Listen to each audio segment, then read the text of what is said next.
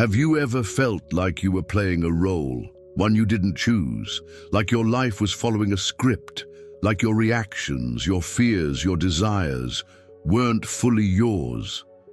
Carl Jung believed this wasn't your imagination. He called it the power of archetypes, invisible patterns that live in the collective unconscious and shape how you see the world, others, and yourself. You think you're making choices, but sometimes the archetype is choosing for you: the hero, the victim, the caregiver, the outcast, the warrior, the rebel, the lover, the fool. These are not just characters in books, they are parts of you, and they live in your unconscious mind. You've seen them in every story, and you've lived them without even realizing it. Because archetypes are not fiction, they're psychological truth. They are inherited blueprints, ancient roles passed down through humanity. And when one activates in your psyche, you start to live it, not consciously, but through your choices, your relationships, your reactions. Jung believed that until we become aware of the archetypes within us, we don't live our own life. We live the life of the pattern, and those patterns repeat. You fall in love the same way, again and again. You sabotage success right when it arrives. You always help others, but neglect yourself. You play the hero until you burn out. You play the victim until you lose your power. Sound familiar? That's not just personality, that's an archetype at work. Let's take the example of the caregiver. You're always giving. You say yes, even when you're tired. You help others, hoping they'll stay. You feel guilty when you rest. You don't ask for help. Why? Because the caregiver archetype is active. It was probably formed in childhood.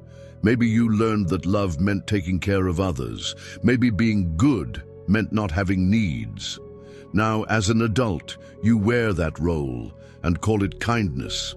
But deep down, you feel resentment, exhaustion, loneliness because the archetype has taken over, and until you see it, it owns you. Another example, the rebel. You hate rules, you challenge authority, you push back, even when it hurts you. Why? Because somewhere inside, you equate freedom with resistance. You think being safe means being separate. You reject before you can be rejected. That's not freedom. That's a wound wearing a costume.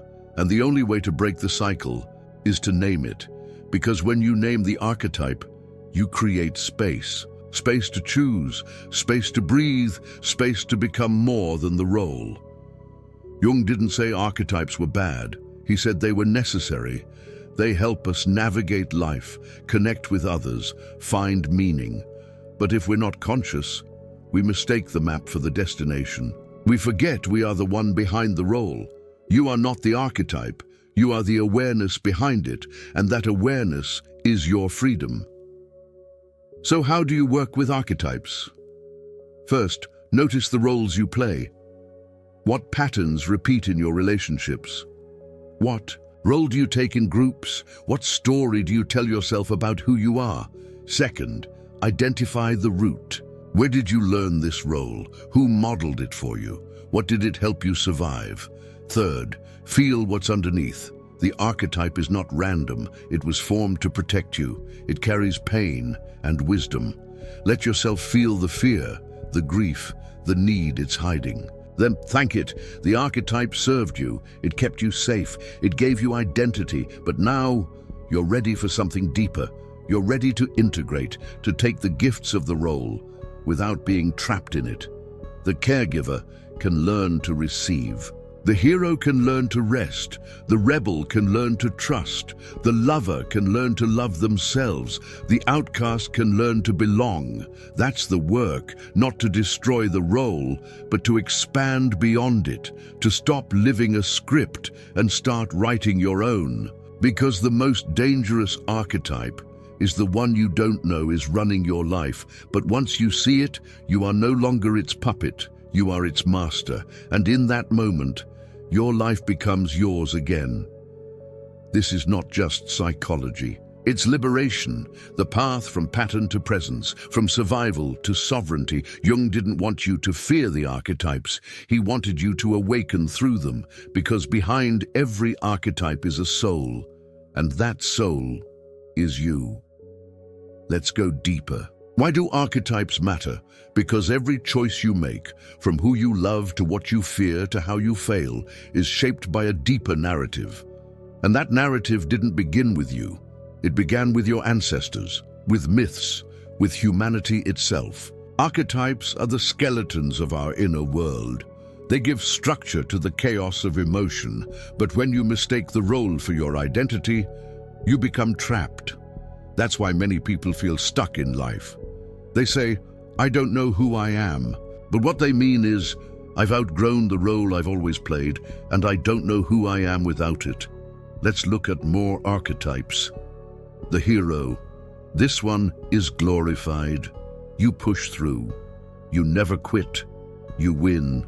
But beneath it is the fear of weakness, the inability to rest, the terror of not being needed. The hero often becomes the martyr, always saving, always exhausted, resentful, lonely, and yet admired until they break.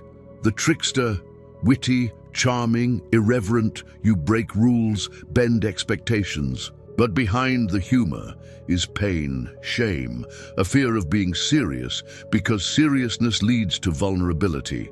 The trickster laughs at life, because life once hurt them.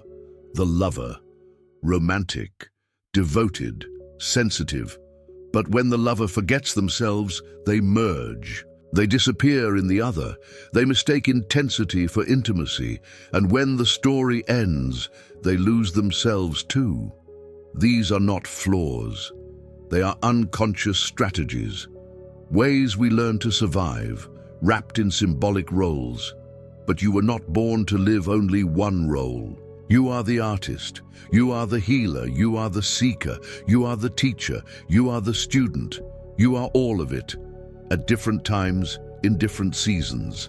And individuation, the process Jung described, is about meeting every archetype within you, learning from it and moving forward. Not by rejecting the role, but by growing beyond it. You are not the wounded child forever. You are not the abandoned lover forever. You are not the silent observer forever. You are allowed to change, but change begins with awareness. Ask yourself, what archetype is living through me right now? What is it protecting? What truth is it hiding? What is it afraid will happen if I step out of this role? Then sit with the answer. Breathe through the fear and imagine, who am I without this identity? That's the gateway. That's how the archetype dissolves. Not through force, through compassion. Because archetypes are not cages, they're invitations. Invitations to understand the story beneath the story, to decode the myth you've been unknowingly acting out. And once you see it, you can choose a new myth, a new pattern, a new role, one that fits your truth, not your trauma. This is how healing happens, not by fixing who you are, but by remembering that you were never just one version of yourself. You are the full cast, you are the director, and now you are also the writer. This is the power of working with archetypes.